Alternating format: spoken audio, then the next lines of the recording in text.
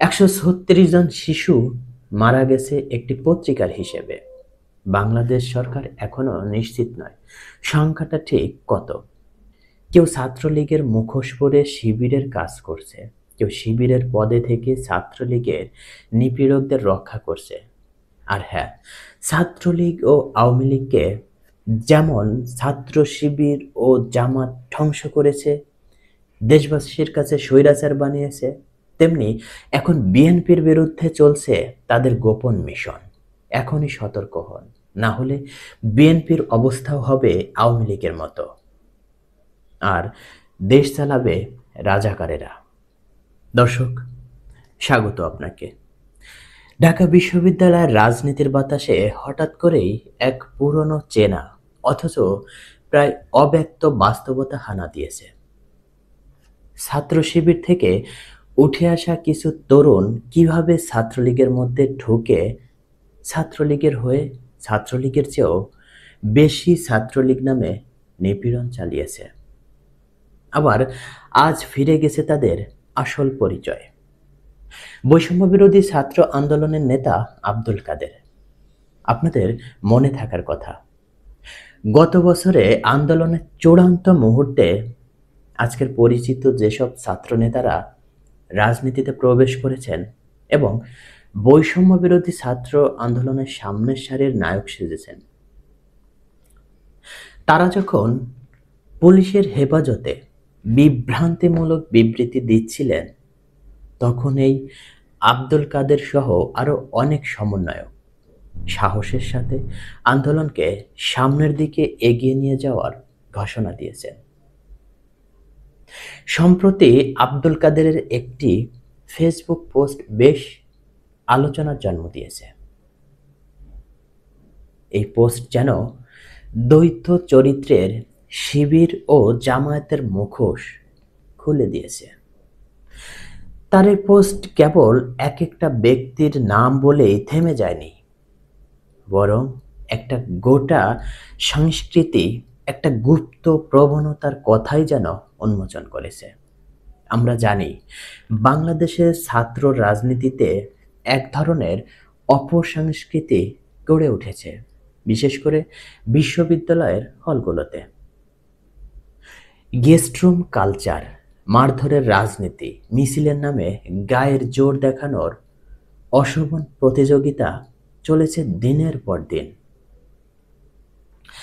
অথচ এসব কর্মকাণ্ডের পেছনে থাকা অনেকেই আদর্শগতভাবে ছাত্রলীগের নয়, বরং শিবিরপন্থী ছিল।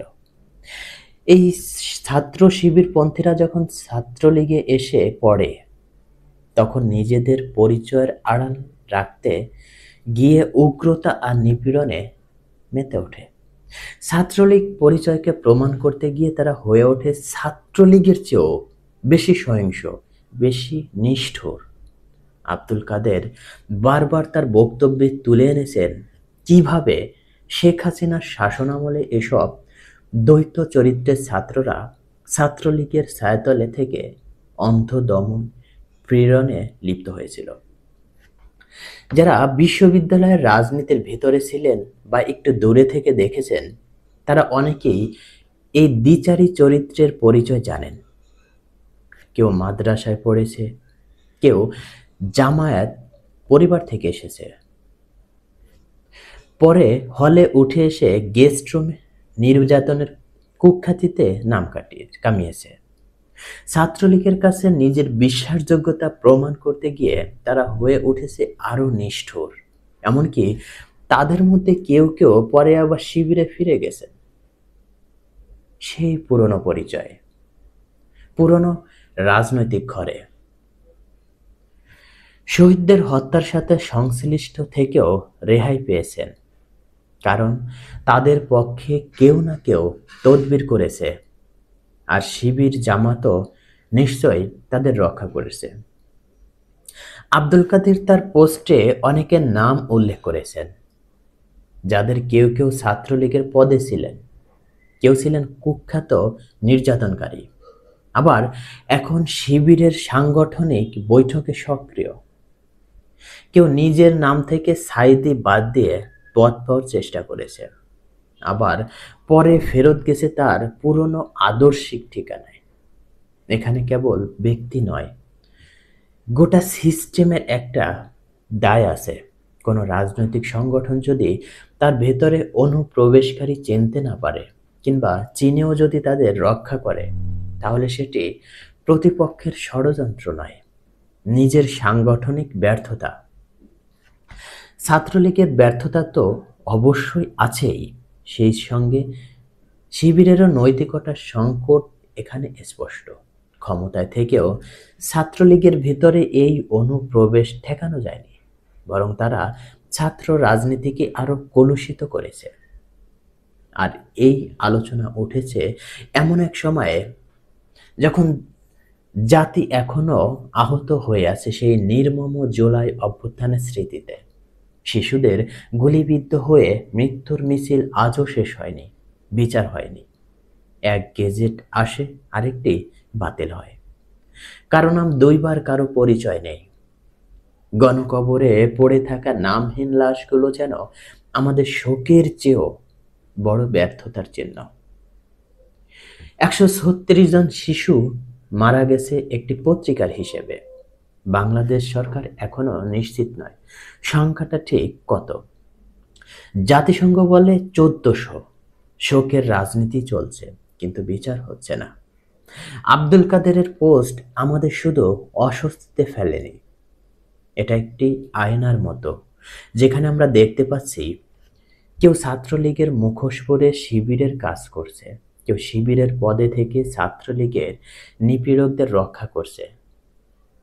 এই রাজনৈতিক বাস্তবতা কতটা ভয়াবহ তা বোঝার জন্যে দরকার শুধু গেজেট নয়, দরকার শহীদ আহাদ, আনাস কিংবা তাইমের মুখ মনে করা, যারা হয়তো ডাক্তার হতে চেয়েছিল, কেউ ছিল অষ্টম শ্রেণীর ছাত্র, কেউ বা গিয়েছিল মিছিলে অংশ নিতে।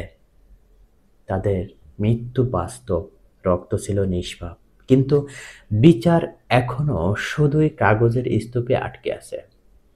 আর আমরা যারা বেঁচে আছি, যারা কথা বলি, যারা লিখি, তাদের একটাই দায়িত্ব, এই সত্যগুলো ভুলে না যাওয়া, শহীদকে শহীদ বলা আর অপরাধীকে অপরাধী বলা এখনই জরুরি, এক্ষুনি।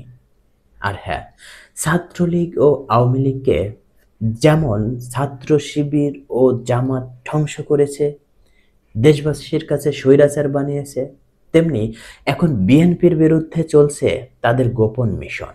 এখনই সতর্ক হন, না হলে বিএনপির অবস্থাও হবে আওয়ামী লীগের মতো, আর দেশ চালাবে রাজাকারেরা।